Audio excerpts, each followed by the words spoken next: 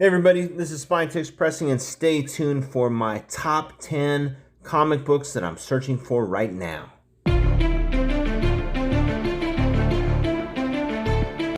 So hey everybody, this video is a challenge response to ALEXBIGBLUE. I first came across this challenge through Brian LCS, and the challenge is for content creators to put out their top 10 list of books they're looking for right now. Check out Brian LCS's work on the Comic Book Community Awards. I've got the link below, and get out there and vote. So my number 10 book starting off this list is a key issue for Miles Morales. Number 10. It is Miles Morales Spider-Man number 6, the first appearance of Starling. I am speccing pretty hard on Starling right now.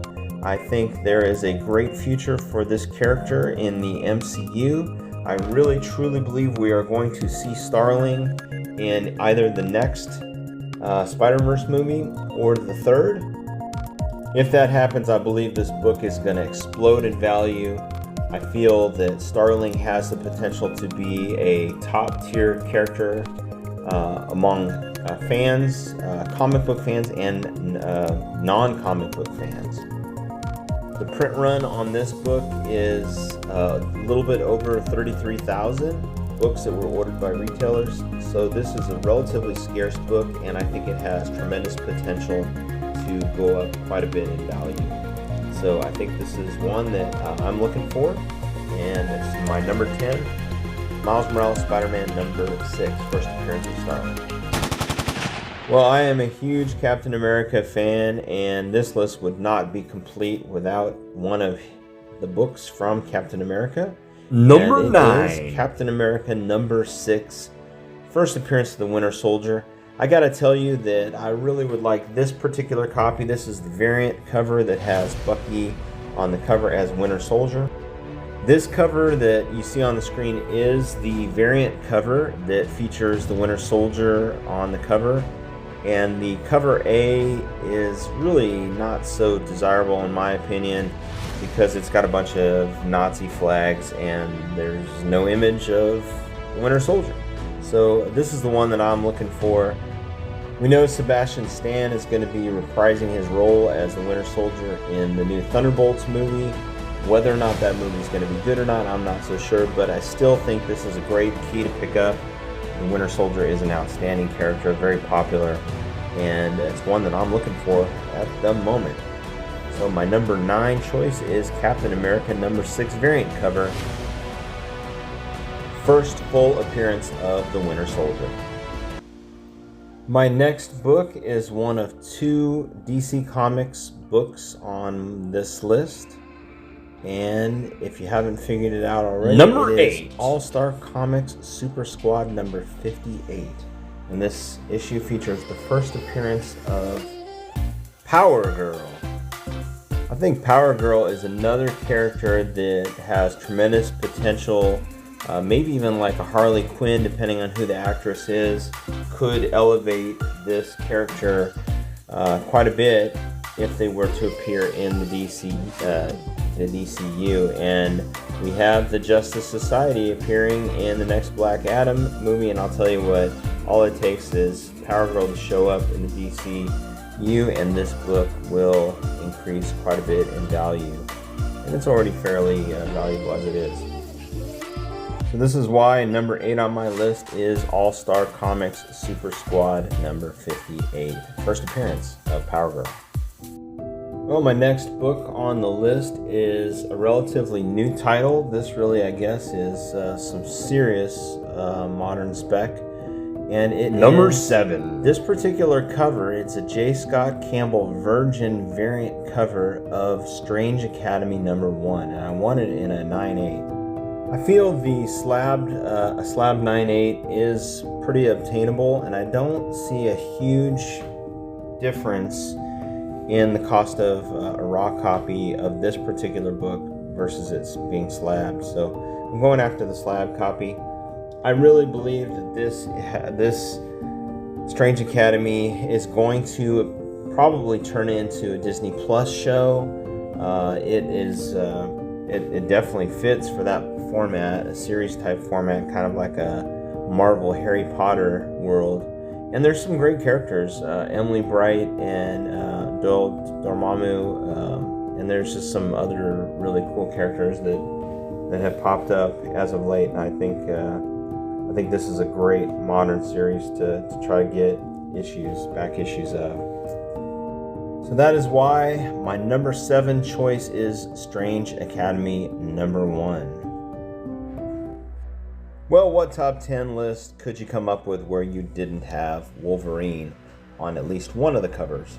So number my 6. Number 6 book that I'm looking for is Uncanny XMen number 221, the first appearance of Mr. Sinister. I think when you're talking about X-Men villains, Mr. Sinister has to be up there in your top 5, maybe even top 3 list. For me, this one is personal because as a kid in 1985, I stopped collecting right around issue 218. And so this one sort of bugs me. This is one that I would have had if I kept collecting as a kid. And now that I'm back into comics, this is one that I'm looking for and trying to extend the run that I had of my Uncanny X-Men comics. I really don't see Mr. Sinister coming to the MCU anytime soon. However, it's possible with the new iteration of the X-Men. This is why Uncanny X-Men number 221 is my number 6 pick.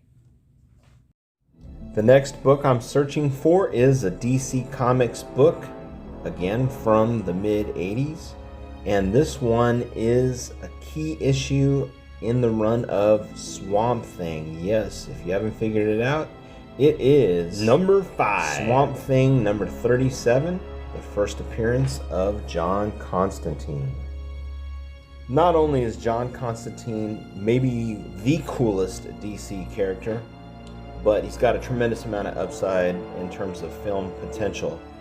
I believe I recently saw that Keanu Reeves is considering reprising his role as John Constantine in an upcoming film, and I would bet $1 million that the DCU is going to bring John Constantine in very soon because he's just an awesome character. The next book that I'm looking for on my top 10 list is a first appearance, but it's not the first appearance of this character. Number 4. You guessed it, my number 4 pick is Batman 635, the first appearance of Jason Todd as the Red Hood. For me, this is an odd key because this is not the first appearance of Jason Todd, nor is it the first appearance of the Red Hood. But this book right here puts both of those characters together into a new iteration, and I think based on the popularity of Gotham Knights and currently Jason Todd, his work with the Bat Family and with Task Force Z, makes this a sought-after book for me. I personally like that character quite a bit. Regardless of the fact that this is a key issue for the Batman series featuring an emerging character, you gotta admit that this is a gorgeous cover. The lightning bolt shooting diagonally through the cover, the action, the Batman logo, all this, in my opinion, leads and lends itself to a highly desirable comic book. This is why Batman 635, first appearance of Jason Todd as the Red Hood, is my number 4. The next book in my list is from the early Marvel period. It is a classic cover by a classic artist. This cover is awesome because it harnesses both the power and the strength of this top tier Marvel hero while also signaling kind of a connection back to Greek and Roman classical art. Number 3. This book is, of course, Hulk's King Size Special Number 1 by cover artist Jim Steranko. Jim Steranko, from the early Marvel period, was an artist who pioneered the use of 60s psychedelics and elements of realism in his art. Steranko was instrumental in his work on Strange Tales, helping to further develop Nick Fury and S.H.I.E.L.D., and his work with Captain America and the X-Men.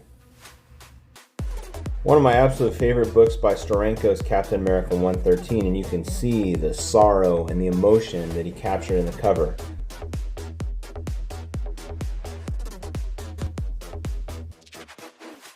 Steranko's work on covers for X-Men led to the development of the quintessential classic X-Men logo that you see on X-Men issue number 50.